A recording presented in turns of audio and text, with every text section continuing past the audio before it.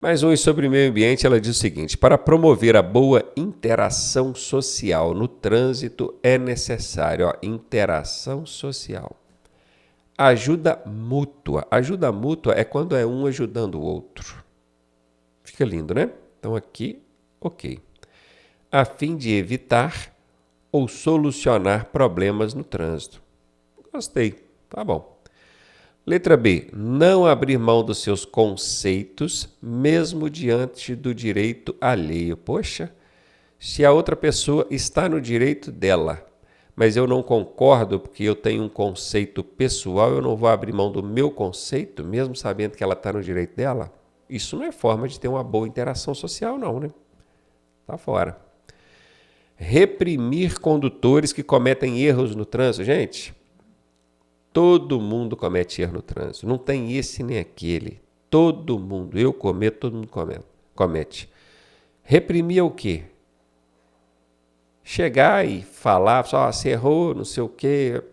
Você acha que isso vai dar bom para uma boa interação social? Vai não, né?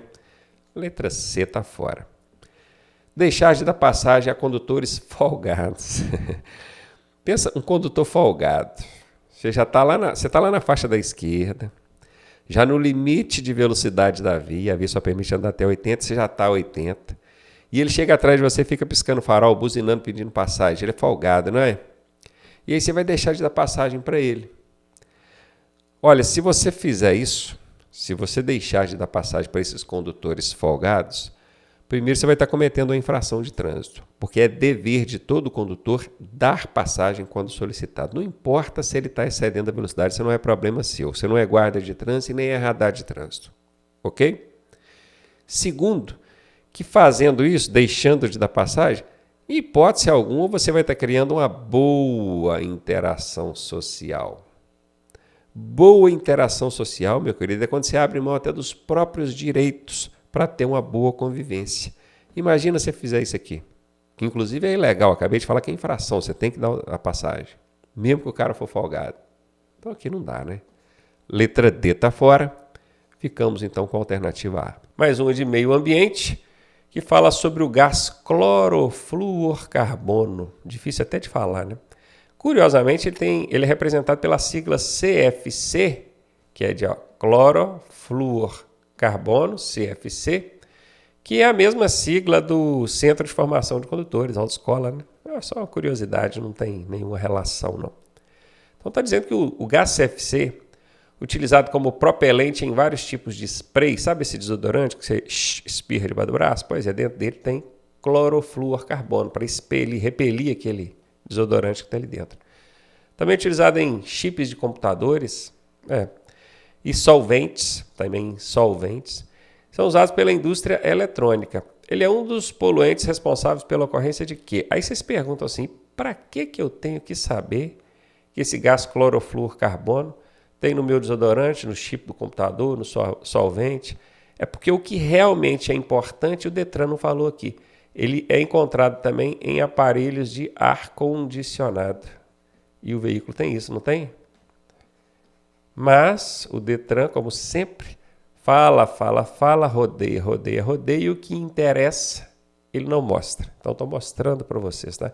Em vez deles colocarem aqui que quem spray, chip de computador, devia ter colocado assim, o clorofluorcarbono é um gás que era utilizado nos aparelhos de ar-condicionado, que hoje ele foi substituído por outro gás, tá? E isso causava lá poluição, coisa e tal. É assim que deveria ter falado. Fica rodeando, coisa que não interessa. Mas beleza. Ele é responsável por isso aqui, quer ver? Redução da camada de ozônio. Esse gás CFC, se você buscar no Google aí, você vai ver que ele é o principal vilão da redução da camada de ozônio. Essa camada que tem ao redor do planeta, que serve como um filtro solar, né? Para nos proteger dos raios ultravioletas do Sol. Obviamente, esse gás CFC, por estar prejudicando a camada de ozônio, ele foi substituído pelo gás HFC, ok? Que, nesse caso, não destrói a camada de ozônio. Letra B aí, a resposta foi para conta. Meio ambiente é o assunto da questão e diz o seguinte, o excesso de dióxido de carbono, esse dióxido de carbono, gente, nome difícil, né? É o que a gente conhece como gás carbônico. carbônico. Isso até nós, respirando, nós seres humanos, simplesmente por respirar, a gente expele gás carbônico. A própria natureza expele gás carbônico de fezes de animais, dos pântanos, vulcões. E isso é normal, isso faz parte de um processo natural das coisas. Porque esse dióxido de carbono, ou esse gás carbônico, representado pela sigla CO2, ele serve como uma manta, um cobertor que envolve o planeta Terra para preservar um pouco do calor do Sol. Porque senão o Sol manda o calor para cá, o calor dissipa todo e a gente morre congelado. Tem que segurar um pouco. Então, ter o dióxido de carbono, ter o gás carbônico formando essa manta ao redor do planeta, é ok, não tem problema. O problema é que a ação do ser humano, por meio de queimadas, fábricas, chaminés de fábricas, indústrias, queima de combustível nos veículos, está espessando demais essa camada. E aí o cobertor está ficando muito grosso e está acontecendo o quê? O efeito estufa. Por que estufa? Estufa é um ambiente quente que a gente utiliza para esterilizar materiais, como, por exemplo, de consultórios odontológicos, né? Tipo um micro-ondazinho, você coloca ali os materiais utilizados no atendimento ali do consultório de odontologia, você põe ele dentro, aquilo esquenta, mata os micro-organismos, você pode usar depois no próximo paciente sem problema. Não sei nem se existe isso ainda, existia nos consultórios odontológicos, né? Quem trabalha nessa área, se puder me ajudar.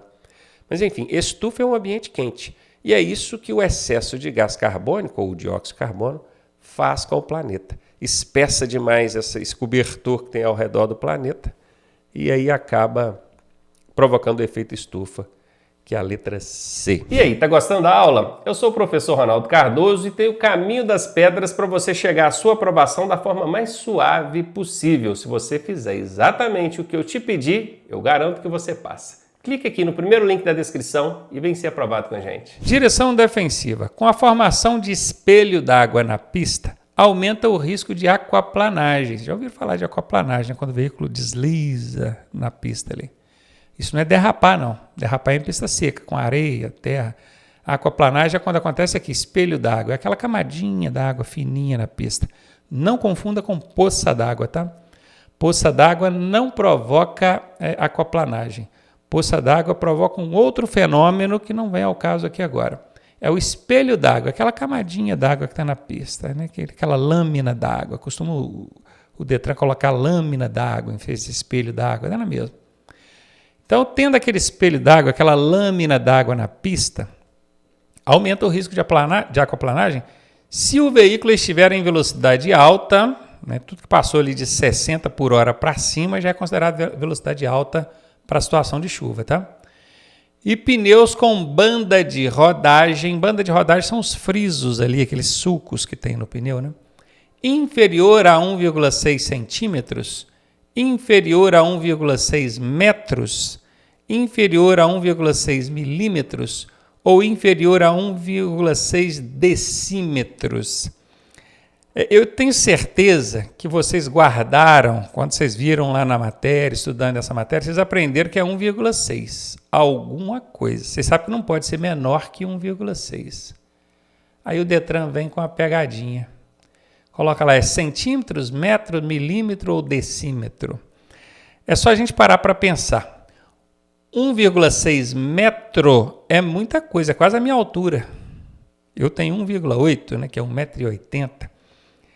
Então não existe friso de pneu dessa profundidade, né, gente? Isso aqui está fora, é absurdo. O decímetro é mais ou menos a mesma coisa, que você pega isso aí e divide por 10. Imagina divide o meu tamanho por 10. Ficaria mais ou menos um tamanho assim, né? Você já viu friso de pneu com essa profundidade? Só se for daquele trator gigantesco, né? Então, decímetro também não é. A galera vai ficar em dúvida entre ser 1,6 milímetros ou 1,6 centímetros. Aí você para de novo e analisa. O que é 1 centímetro? 1 centímetro é quase um dedo. Vamos botar aqui. Um dedo. 1,6 quer dizer quase 2 vezes isso aqui. É mais de 1,5 vezes. Seria mais ou menos um tanto assim. Ó. Meu polegar aqui. Ó. O friso do pneu com essa profundidade aqui, nem novo ele tem estudo. Novo ele vai ter 1 centímetro, isso aqui. 1,6 nem novo ele tem. Então, óbvio que não é centímetro, vai ser milímetro, tá, gente? Milímetro. Pega 1 centímetro, divide isso aqui em 10. Uma partezinha seria bem pequenininho assim, ó, isso é 1 milímetro. 1,6 milímetro, que seria um pouquinho maior, é o mínimo permitido no sulco ali do pneu. Tá? E como é que o policial, você pode ficar curioso, como é que o policial sabe que já chegou nisso aí? Porque se tiver inferior a 1,6 milímetros, além de correr o risco aqui da aquaplanagem, é infração de trânsito, dá multa. É porque existe um indicador ali do lado do pneu que chama-se TWI. E aí ele mostra entre os frisos um gominho ali, um alto relevozinho de borracha que tem exatamente 1,6 milímetros. É milímetros, tá? Ele tem exatamente 1,6. Até chegar naquele gominho ali, naquela borrachinha que chama-se TWI, tá ok. Dá multa não. E não tem tanto perigo assim, porque o pneu ainda está em boa condição. Agora, se for inferior àquilo, menor que aquilo, risco de aquaplanagem, seu carro perde aderência, mesmo em pista seca, e dá multa, tá? Então, a resposta é, não pode ser inferior a 1,6 milímetros. Questão de mecânica. Quando o painel do seu veículo acusar problema no sistema de arrefecimento é o sistema que cuida de controlar a temperatura do motor, tá? Onde tem água ali que vai circular, ele também funciona a ar, tem o ventilador, a ventoinha, que faz o ar passar pelo sistema. O procedimento básico é, então vamos lá, o painel, lá no painel, acendeu aquela luzinha acusando um problema no sistema de arrefecimento. O procedimento básico é continuar a viagem. Gente, se o painel está mostrando lá que há um problema no sistema de arrefecimento, você forçar ali, continuar a viagem com o veículo, você pode causar um dano muito mais grave no veículo. Então, de forma alguma. Desligar o manômetro. Manômetro, pelo que eu saiba, é um dispositivo para medir a pressão de alguma coisa. Não é só veículo que tem isso não, tá? O dispositivo manômetro ele serve para isso, para medir pressão. E nesse caso não tem nenhuma relação aqui com o sistema de arrefecimento, que cuida de temperatura do motor, né? Se fosse desligar o termômetro, talvez fizesse sentido, né? Para não ficar acendendo aquela luzinha lá, não te incomodar. Fizesse sentido assim, não é que está certo. Mas talvez fizesse sentido para alguém imaginar que assim fosse uma solução paliativa, né? Mas não é. Tá? Aqui o manômetro não tem nada a ver com o sistema de arrefecimento. Está fora. Lembre-se, manômetro é para medir a temperatura do motor. Na alternativa C diz parar o veículo e verificar o nível de água. Olha, parar o veículo é ótimo, né? Isso aí tem que ser. Não tem como você forçar ali o carro a andar com um sistema de arrefecimento acusando problema aí. Verificar o nível de água. É certamente a primeira providência que qualquer pessoa adotaria. Obviamente que pode não ser exatamente o nível, a quantidade de água ali no sistema. Pode ser algum outro dispositivo do sistema que parou de funcionar, uma válvula termostática emperrada, o ventilador que puxa o ar deu problema, a mangueira rompeu, a água vazou, enfim. Mas esse aqui certamente vai ser o procedimento básico, o primeiro que qualquer pessoa vai adotar, eu iria nessa. Parar o veículo, ok, e verificar o nível de óleo. Óleo de onde? Nem falou de onde, é de lubrificação do motor, da caixa de câmbio, da onde? Ficou muito vaga, além de não ter nenhuma relação aqui com o sistema de arrefecimento. Letra D está fora, ficamos então com a letra C. Questão sobre mecânica. Fazem parte do sistema elétrico do veículo, exceto. Então aqui nós temos algumas peças, alguns dispositivos, equipamentos que fazem parte do sistema elétrico. Sistema elétrico. Exceto. Esse exceto é um bicho-papão para muita gente. Vou ensinar um macete para você aprender a resolver questões que tenha exceto. Você vai isolar o exceto, isola ele, tampa com o dedo, tampa assim com a mão, assim, ó, se você estiver fazendo a prova no computador, e leia a pergunta sem o exceto. A pergunta está trazendo algum não, alguma negativa. Veja bem, ó, faz parte do sistema elétrico do veículo. Está falando que faz parte, não está trazendo negativa nenhuma. Não tem a palavra não está trazendo negativa nenhuma. Se não está trazendo negativa nenhuma, você vai fazer o seguinte, você vai eliminar o exceto e acrescentar uma negativa. Então, você vai colocar um não aqui, ó. Não. Beleza? E agora vai ler a questão de novo, sem o exceto, porém agora com esse não. Bora ver? Não faz parte do sistema elétrico do veículo. Pronto, é isso que você está procurando. Qual peça que não faz parte? A bateria faz, o alternador faz, o relé faz, o ABS não, porque o ABS é do sistema de freio, né? Anti-blocker system, ou sistema anti-bloqueio, não deixa as rodas travarem quando você freia com muita força. Isso aqui é sistema de freio, não é sistema elétrico. Aprendeu o macete? Tem o exceto. E a questão não tem uma negativa, você elimina o exceto e acrescenta a negativa, que é a palavra não. Se tivesse a negativa, era mais fácil ainda. Você podia eliminar o exceto do mesmo jeito e riscar a negativa. O exceto só inverte a pergunta. Se a pergunta está dizendo que sim, você vai dizer que não. Você vai entender que não.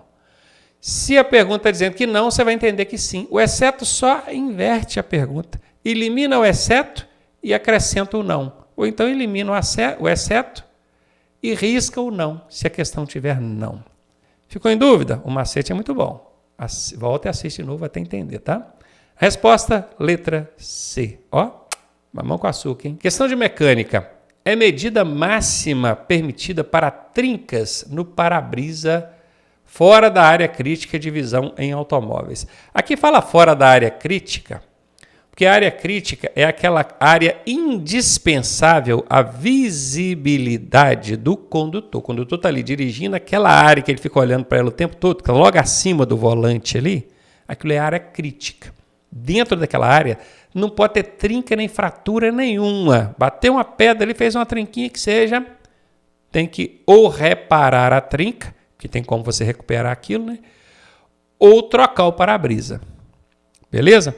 Agora, fora dessas áreas críticas, quer dizer, não é exatamente ali na frente onde o motorista tá olhando, é permitido, às vezes, é permitido uma medida máxima ali na trinca.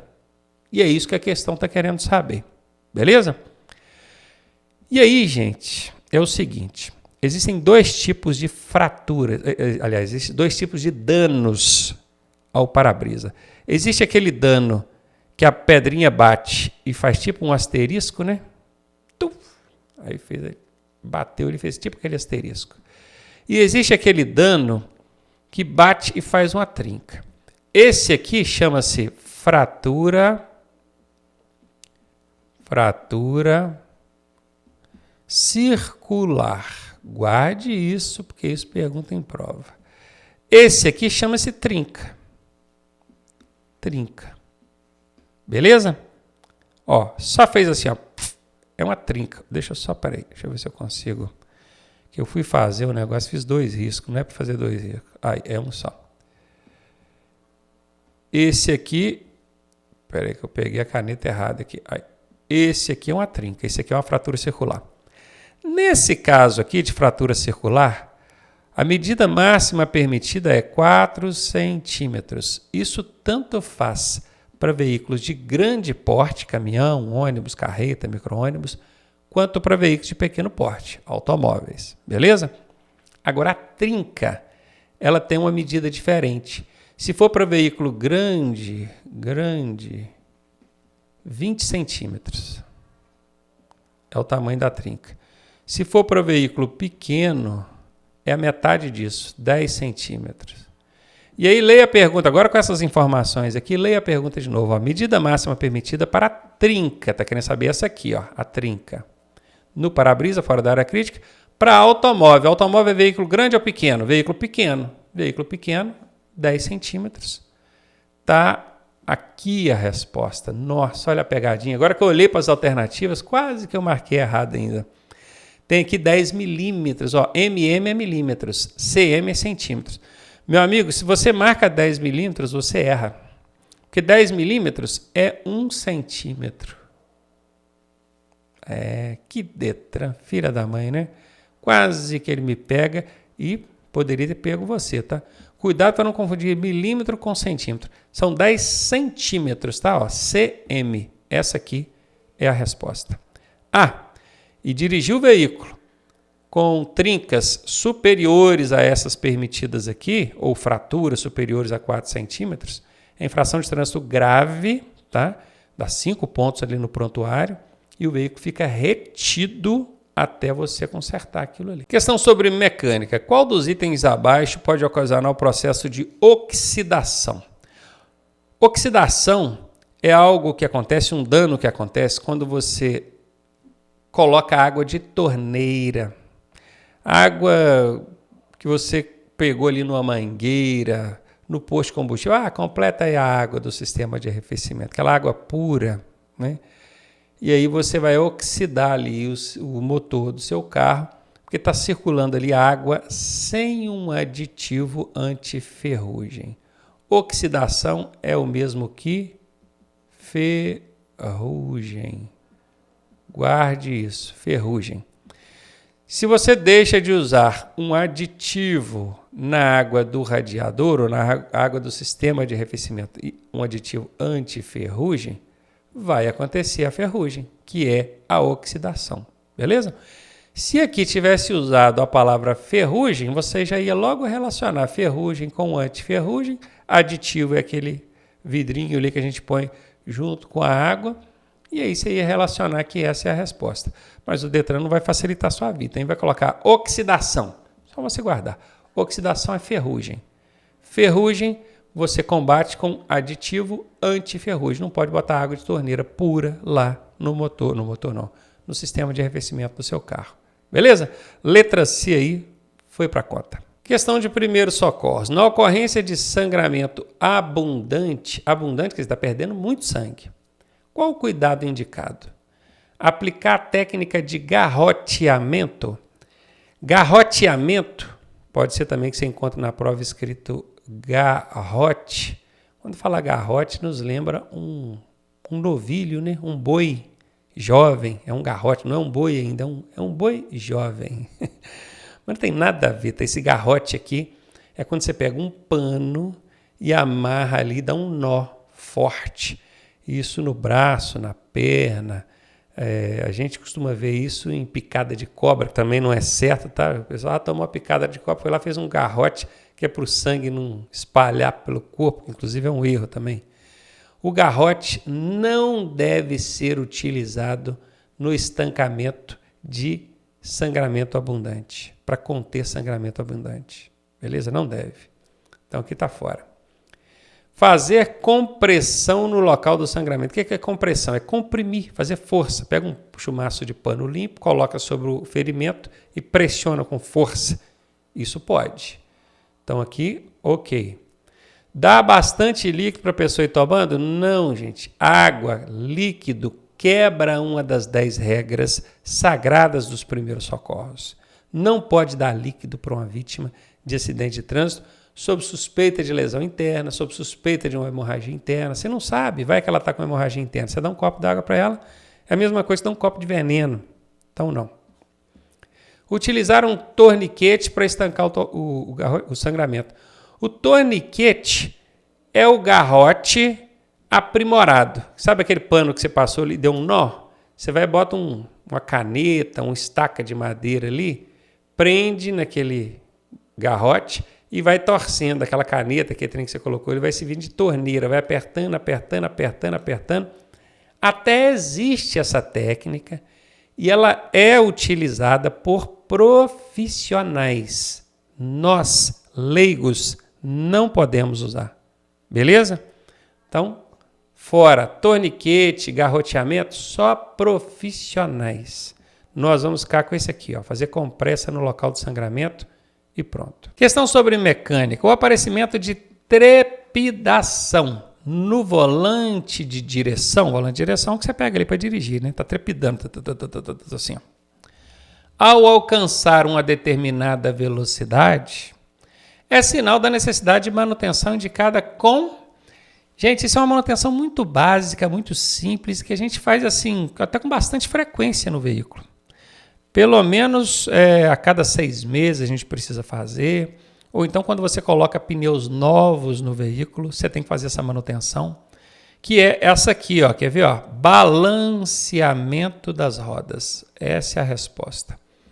Por quê? Porque um pneu, imagina que isso aqui é um pneu. Ele tem uma estrutura de borracha, de arame, né, de aço ali por dentro, aqueles arames de aço. Em algum ponto desse pneu pode ser que ele ficou um pouquinho mais pesado, 15 gramas, 20 gramas, pouquinho. Só que esse pouquinho, quando ele vai subir, ó, imagina essa roda girando, quando ela vai subir, ele sobe devagar. E na hora que ele vai descer, ele desce rápido, né? Para subir, como está mais pesado, ele vai devagar. Na hora de descer, o peso joga para baixo e desce mais rápido. Imagina isso acontecendo em alta velocidade. Olha só, ó, vou aumentando a velocidade. Ó. O que aconteceu?